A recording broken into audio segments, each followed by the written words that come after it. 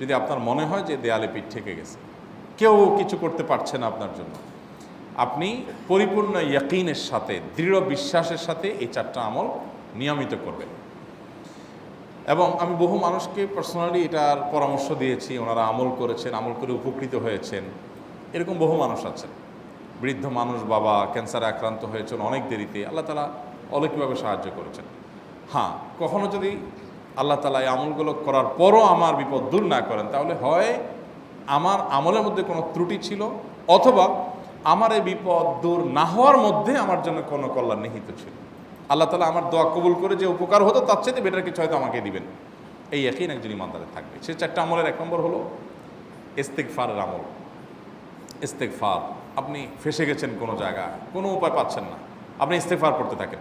আস্তাগফিরুল্লাহ ওয়া আতুবু ইলাইহি, আস্তাগফিরুল্লাহ ওয়া আতুবু ইলাইহি, আস্তাগফিরুল্লাহ ওয়া আতুবু ইলাইহি, আস্তাগফিরুল্লাহ, আস্তাগফিরুল্লাহ, আস্তাগফিরুল্লাহাল্লাযী লা ইলাহা ইল্লা হুয়াল হাইয়ুল কাইয়্যুম ওয়া আতুবু ইলাইহি ওয়া লা হাওলা ওয়া লা কুওয়াতা ইল্লা বিল্লাহ। اللهم أنت ربي لا إله إلا أنت خلقتني وأنا عبدك وأنا على عهدك ووعدك ما استطعت أعوذ بك من شر ما صنعت أبوء لك بنعمتك علي وأبوء لك بذنبي فاغفر لي فإنه لا يغفر الذنوب إلا أنت সাইয়্যিদুল ইস্তিগফার। এভাবে যে কোনো ইস্তিগফার করতে থাকেন, আপনি বেশি বেশি করে আল্লাহর কাছে ইস্তিগফার, ক্ষমা প্রার্থনা করতে থাকেন, খুব বেশি। আপনার 2 ঠোঁটে অনবরত আপনি চাইতে থাকেন আল্লাহর কাছে ক্ষমা। এই ইস্তেগফার সম্পর্কে নবী করিম সাল্লাল্লাহু আলাইহি ওয়াসাল্লাম বলেছেন, মাল্লাজিমাল ইস্তেগফার, যে ব্যক্তি ইস্তেগফারকে আঁকড়ে ধরবে, আঁকড়ে ধরা মানে কি, এটা ছাড়বে না, সে পড়তেই থাকবে অনবরত। টয়লেটে যাওয়ার সময়টা, ঘুমের সময়টা, খাওয়ার সময়টা বাদে, অবসর নামাজের সময়টা বাদে, বাকি সারাক্ষণ সে ইস্তেগফার পড়বে। এরকম যদি কেউ করে, আল্লাহ রাব্বুল আলামিন জাআলাল্লাহু লাহু মিন কুল্লি হাম্মিন ফারাজা ওয়া মিন কুল্লি যায়কিন মাখরাজা, সকল পেরেশানি থেকে, সকল টেনশন থেকে বের হওয়ার পথ আল্লাহ তাআলা অলৌকিকভাবে তার জন্য আবিষ্কার করে দিবেন। এবং আমি আমার জীবনে যেটা বলেছিলাম, বিস্তারিত বলতে চাই না, এরকম পরিস্থিতি আসছে যে চোখের সামনে কোনো আপাতত রক্ষার কোনো পথ আর খোলা নেই, এমন ভয়াবহ বিপদ। ইস্তেগফার করতে করতে এমনভাবে আল্লাহ তাআলা সাহায্য করেছেন যে এটা কল্পনা করলেও মনে হয় যে স্বপ্নের মতো। কিভাবে এখন এই লোক এই জায়গায় আসলো আমার সাহায্যের জন্য, এই লোক তো এটা আমি এই জায়গায় আসার কথা না, টিকুনি এসে হাজির হয়ে গেলেন এবং উপকারটা, আমার সমাধানটা হয়ে গেল সমস্যা। তো আলহামদুলিল্লাহ, বহুবার আমি পরীক্ষা করেছি, আর আমার পরীক্ষার 2 পয়সার দাম নাই। হাদিসে বলা আছে, গ্যারান্টি দেওয়া আছে, আমার পরীক্ষা করলেই কি না করলেই। তাহলে একটা আমল হলো কি, ইস্তেগফার। সব সময়ের জন্য এটা কন্টিনিউয়াস করবেন, আর এমনিও অবসর সময় ইস্তেগফার করবেন। আরবদের মধ্যে সৌন্দর্য আছে, তারা বিভিন্ন ডাক্তারের ওয়েটিং রুমে বা বিভিন্ন জায়গায় মানুষ যেখানে অপেক্ষা করে পাবলিক প্লেসগুলোতে লিখে রাখে ইস্তেগফার করুন, আপনার হাইওয়েগুলোর পাশে লেখা থাকে ইস্তেগফার করুন, এবং তারা আসলে একটু পরপর দেখা যায় ইস্তেগফার করে। ভালো মন্দ গুণ সবার মধ্যে আছে, তাদের এই ভালো গুণটা আছে, ইস্তেগফার বেশি বেশি করা। আমরা ইস্তেগফার সচরাচর এইভাবে অনবরত অবসর সময় করার অভ্যাস অনেকের মধ্যেই নাই। আমরা এটা চালু করবো ইনশাআল্লাহ।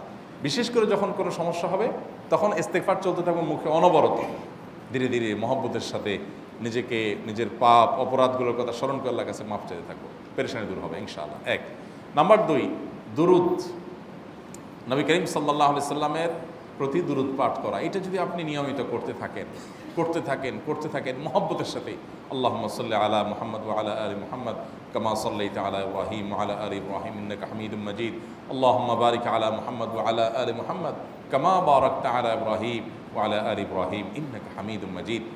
আপনি একবার ছোট দুরূদ যদি পড়েন, সাল্লাল্লাহু আলাইহি ওয়াসাল্লাম, সাল্লাল্লাহু আলাইহি ওয়াসাল্লাম, আল্লাহুম্মা সাল্লি আলা মুহাম্মদ ওয়া আলা আলি মুহাম্মদ, শুধু এইটুকু পড়েন।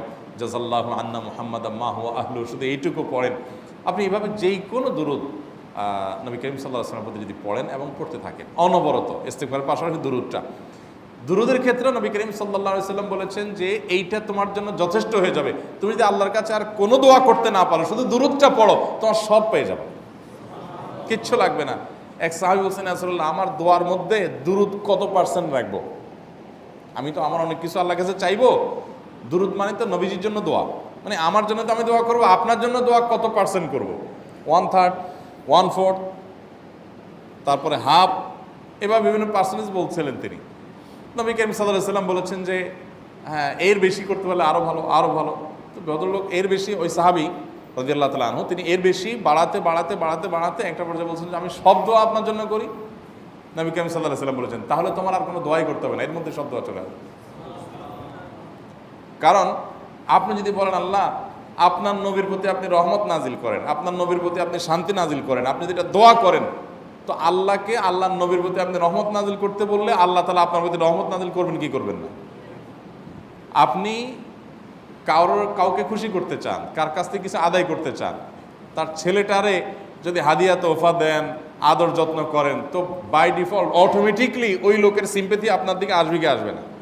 চোখ বন্ধ করে আসবে। তো আল্লাহর নবীর জন্য যখন আপনি দোয়া করবেন তখন আল্লাহ তাআলা আপনার মধ্যে রহমত নাজিল করবেনই, এটা নবী সাল্লাল্লাহু আলাইহি ওয়াসাল্লামের ওয়াদা। যে কোনো পেরেশানি, তিনি আরো বলেছেন যদি কেউ দুরূদের আমল করে নিয়মিত, আল্লাহ রাব্বুল আলামিন তার সকল পেরেশানির জন্য যথেষ্ট করে দিবেন। এই আমলটাকে সবগুলো দূর করার জন্য যথেষ্ট হয়ে যাবে। এই দুরূদের আমলটা আমি দেখেছি সুবহানাল্লাহ গুলির মতো কাজ করে। আজকের ঘটনা, এক ভদ্রলোক সকালে একটা টেলিভিশন চ্যানেলে, বেসরকারি চ্যানেলে প্রোগ্রাম শেষ করে নামছিলাম লিফটে, তো উপস্থাপক উনি বলছিলেন যে ভাই মানে দুরূদের আমল পড়ে আমি কিছুদিন আগে একটা ইয়াতে মানে এমন একটা অবস্থা যে এইটা থেকে বের হওয়ার কোনো পথ আর নাই, শুরু করলাম দুরূদ অনবরত, এরপরে আল্লাহ তাআলা আমাকে এমনভাবে উদ্ধার করলেন আমি কল্পনা করতে পারিনি। আলহামদুলিল্লাহ এই আমলগুলো করে অনেক ভাইরা আমাকে অভিজ্ঞতা জানাইছেন যে আলহামদুলিল্লাহ তাদের অভিজ্ঞতা অলৌকিক। হ্যাঁ, ওই যে বললাম কখনো যদি আল্লাহ তাআলা আপনার দোয়া কবুল না করেন তাহলে হয় আমার ত্রুটি আছে, আর না হলে আমার জন্য আল্লাহ তাআলা এর চেয়ে বেটার কিছু রেখেছেন, আমি সেই ইয়াকিন রাখবো ইনশাআল্লাহ বিইذنিল্লাহ। আর এই দোয়াতে সমাধান হবেই হবে, সে বিশ্বাস থাকতে হবে।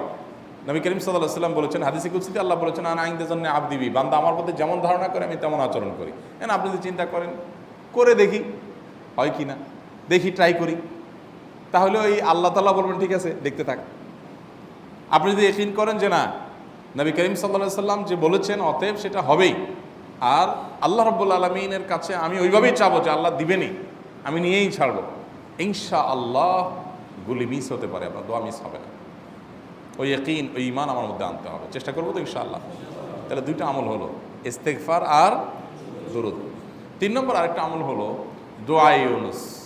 দোয়া ইউনুস, লা ইলাহা ইল্লা আনত সুবহানাক ইন্নী কুনতু মিনাজ জালিমিন। বেশি বেশি পড়তে থাকবেন, যখন বিপদে পড়বেন ইস্তেগফার আর দুরূদ পড়বেন সবচেয়ে বেশি, আর মাঝে মধ্যে দোয়া ইউনুস, লা ইলাহা ইল্লা আনত সুবহানাকা ইন্নী কুনতু মিনাজ জালিমিন। আল্লাহ সুবহানাহু ওয়া তাআলা কোরআনে কারিমে এই দোয়ার পরে বলেছেন ওয়াকাযালিকা নুনজিল মুমিনিন।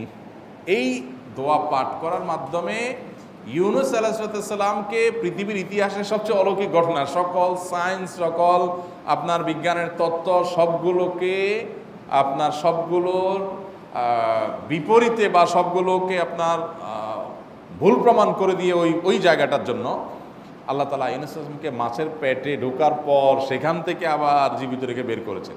অক্সিজেন অভাবে সেখানে এমনি মারা যাওয়ার কথা, আরও নানা কারণে মারা যাওয়ার কথা, তাই না? কিন্তু আল্লাহ তাআলা তাকে রক্ষা করেছেন, কারণ উনি ওই বিপদে পড়ার পর থেকে এইটা পড়তেছিলেন, লা ইলাহা ইল্লা আনতা সুবহানাকা ইন্নী কুনতু মিনাজ জালিমিন।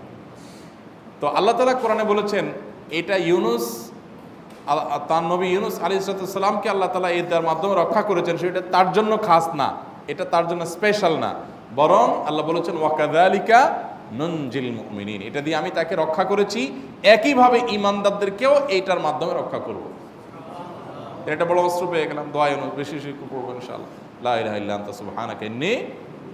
আমার দেশে আবার দেখা যায় বিপদ হয়ে গেলে তখন হুজুর ভাড়া করে যে ভাই আপনারা সবাই মিলে এটা 1 লাখ বার পড়ে দেন, 1.25 লাখ বার পড়ে দেন, টাকা দিমু আপনারা পড়ে দেন। আপনারটা আপনি পড়বেন ভাই, হুজুরদের কাছে দোয়া চান সমস্যা নাই, আর হুজুরদেরকে খাটায়া টাকা দিবেন কেন, এমনি টাকা দিবেন না দিয়া।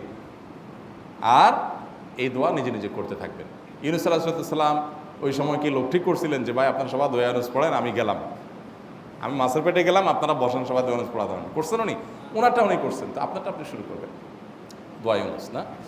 4 নম্বর আমল হলো ইয়া যাল জালালি ওয়াল ইকরাম, এটা বিশেষ করে পাঠ করবেন। নবী করিম সাল্লাল্লাহু আলাইহি ওয়াসাল্লাম বলেছেন আলিজু বিয়া যাল জালালি ওয়াল ইকরাম, ইয়া যাল জালালি ওয়াল ইকরাম এইটাকে তোমরা আঁকড়ে ধরবে। ইয়া যাল জালালি ওয়াল ইকরামের মানে কি? এটা আল্লাহকে ডাকা, আর কিছু না।